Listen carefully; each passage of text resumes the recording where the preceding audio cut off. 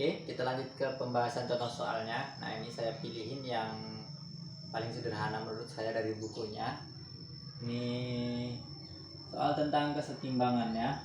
Ini satu ya. Ini ada gambar, jadi langsung saya gambarin dalam bentuk gaya-gaya aja ya. Langsung sketsa gayanya. Kurang lebih gambarnya kayak gini. Ini ada tumpuannya. Kemudian di sini ada tali, ada dua tali yang berbentuk sudut 90. Dari soalnya dikasih tahu di 90 ada tanda sikunya. Di sini 45 cm, yang di sini 60 cm. Kemudian di sini ada T2. Langsung saya gambarin aja. Di sini ada T1. Kemudian ke bawah sini ada T3. Nah, kemudian di bawahnya ini ada tongkat lagi. Tongkat ini punya massa juga. Kurang presisi, kita tambahin dulu. Panjang sebelah kirinya kurang lebih segini. Nah, panjangnya ini 1 meter. Panjang batangnya 1 meter. Kemudian di bagian kanan ini digantungi beban lagi 3 kg. Ini kita sebut massa 2 aja. Kemudian di sebelah sini juga digantungi beban M1 kg. Kemudian dari sini ke sini ada 40 cm. Kurang lebih langsung dalam sketsa ya kayak gini. Nah, yang ditanya adalah nilai dari tegangan tali T1, tegangan tali T2, tegangan tali T3, dan si berat batangnya ini berapa. Jadi kita nyari berat batangnya juga. Maka kita yang paling mudah kan untuk menghitung T1, T2 dan T3 kan ini satu paket kan, ada 3 gaya nih, kesetimbangan 3 gaya kan.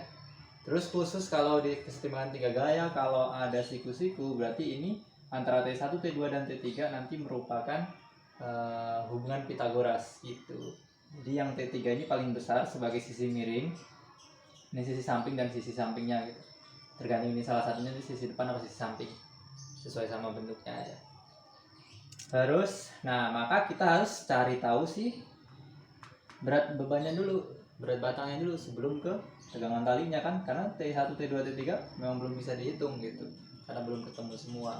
Jadi satu persatu kita cari. Jadi fokus ke bagian batangnya dulu. Bagian batangnya berarti kan titik tumpunya di sini. Ini titik tumpunya, titik tumpu si batangnya. Oke ya, titik tumpu si batangnya. Kemudian berarti kan yang ini nanti langsung ini saya buat W2 nya berarti ke arah bawah ya. W2 nya ke arah bawah. Anggaplah konstanta gravitasinya 10 biar lebih mudah hitungannya. Berarti W2 nya 30 Newton. Kemudian W1 nya 10 Newton. Oke, biasanya kalau untuk berat batang yang bentuk panjang homogen itu dia di tengah-tengah. Ini W batang, berarti setengah dari 1 meter berarti 50 cm kan, setengah meter gitu kan, berarti jarak ini hanya 10. Nah, kalau di prinsip yang kemarin rotasi itu kalau gaya ada di pusat rotasinya berarti kan dia nggak berpengaruh kan, karena jaraknya 0 atau R nya 0. Jadi T3 ini nggak berpengaruh, yang berpengaruh hanya W1, WB si batangnya sama W2. Kalau kita ambil W2 ini berarti kan muter searah jarum jam, WB ini berarti muter melawan jarum jam, W1 juga melawan jarum jam. Nah, kalau syarat kesetimbangan sigma tau-nya harus sama dengan 0. Sigma tau harus sama dengan 0. Maka yang searah jarum jam akan sama dengan yang berlawanan arah jarum jam. Saya buat langsung gitu ya, nggak apa-apa kan? Tapi kalau mau ditulis urutannya nggak masalah.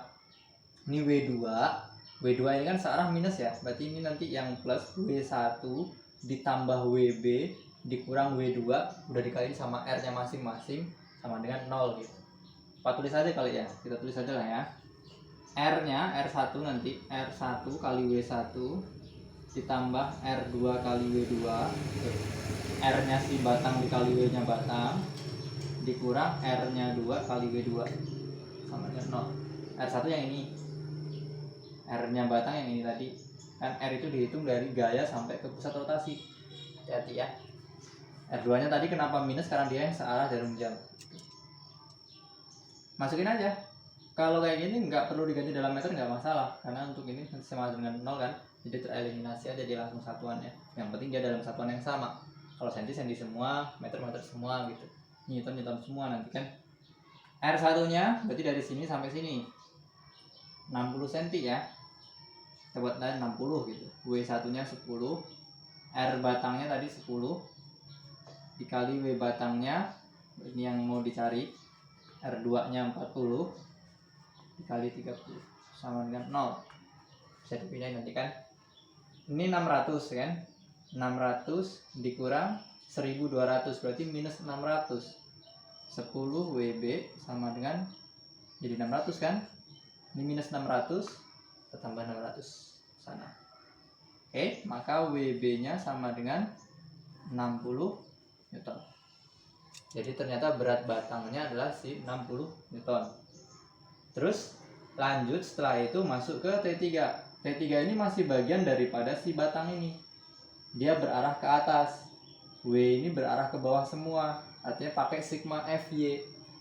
Itu pakai yang sigma F sama dengan 0. Sigma F dalam arah vertikal, FY. Yang ke atas akan sama dengan yang ke bawah gitu kan. Nah itu atas dan bawah. Langsung aja ya. Berarti T3 sama dengan W1 tambah WB tambah W2.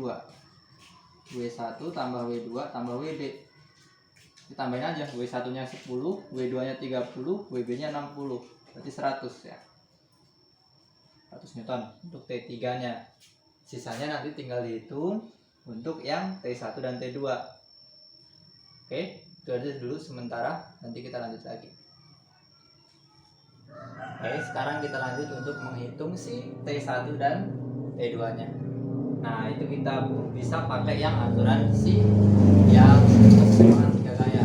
Cuman masalahnya apa? Masalahnya di sini sudutnya kan belum dikasih tahu. Sudut ini belum dikasih tahu dan sudut di sini juga belum dikasih tahu. Walaupun sebenarnya bisa diakalin dengan sifat trigonometrinya, tapi saya pakai dulu sementara mungkin ke yang apa ya?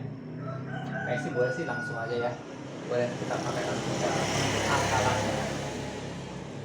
Oke, kita tambahin garis bantu untuk membantu hitungannya ya.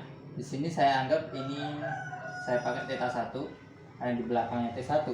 Yang di sini saya pakai theta 2. Nah, kalau kayak gini kan sudut yang berseberangan dalam sama kan? Theta 1 juga. Nah, ini berarti sudut berseberangan dalam juga theta 2. Oke. Sementara gitu ya. Kemudian, ini kan segitiga siku-siku nih. Ada sisi 45, ada sisi 60. Berarti sisi miringnya yang ini. Kalau kita lihat ini kelipatan 3, ini kelipatan 4, maka yang sisi miring sisi kelipatan 5. Triple Pythagoras yang 3, 4, 5. Cara manualnya silakan dihitung. Ini trik aja. Jadi di sini nanti dapat 75 ya. 75 cm. Oke. Paham ya? Semoga paham. Lanjut kita. Nah, masuk ke sini. Ini nanti buat soal di sebelah mana ya? Sebelah sini soalnya nggak bawah aja. Sini aja berarti. T1 dibagi sinus. Nah, ini kan udah siku-siku kan? Siku-siku. Berarti sinus dari 90 derajat ditambah theta 1. Kan sama dengan T2-nya juga sekalian ya ditulis. T2 dibagi sinus dari 90 plus theta 2. Sama dengan T3 dibagi sinus 90. Nah yang D3 90 kan ujungnya. Jadi pilih salah satu. Karena yang udah ada nilainya T3 sama ini, jadi bebas terserah mau ini dulu atau ini dulu. Kita urutin aja dari T1 ya. T1 dibagi, nah ini. Kalau ada model bentuk sinus 90 plus theta 1 itu kan sifat trigonometri. Nggak tahu sih kalau udah belajar apa belum untuk di matematikanya. Tapi kalau ada sinus 90 plus theta itu maka akan berubah dia jadi cos. Jadi dia berubah tanda jadi cos. Salah ingat kan? Ya jadi cos dia. Berubah jadi cos untuk sinusnya. cos theta 1. Jadi kalau ada sin 90 plus itu berubah jadi cos. Semoga saya nggak salah ya. Sin 120 sama dengan sin, ya benar, sama dengan T3 dibagi sin 90 derajat. T1 yang mau kita cari, kita biarkan dulu. Cos theta 1 nya berarti cos theta 1, cos theta 1, cos samping per miring kan, samping dibagi miring. Kita sebutkan di sini, sampingnya ini, miringnya yang ini. Berarti 60 per 75 atau 4 per 5. Sama dengan T3 nya tadi dapat 100 dibagi sin 91. Kali silang aja, maka T1 nya sama dengan 80 Newton. 4 per 5 dikali 100 jadi 80. Oke, sip, bisa. Nah, dengan cara yang sama berarti ini jadi cos theta 2. Cos theta 2 berarti nanti ini 3 per 5. Dengan itu, maka nanti saya kasih tanda titik-titik aja. Ini 2 nya dapatlah 6. Oke, sip. Sesuaikan dari gambarnya, ini semakin melandai artinya dia menahan beban lebih sedikit. Ini yang lebih ketegak artinya dia yang menahan beban lebih tinggi. Oke, aman ya. Itu aja untuk contoh soal yang pertama. Nanti kita lanjut ke soal kedua. Sampai jumpa.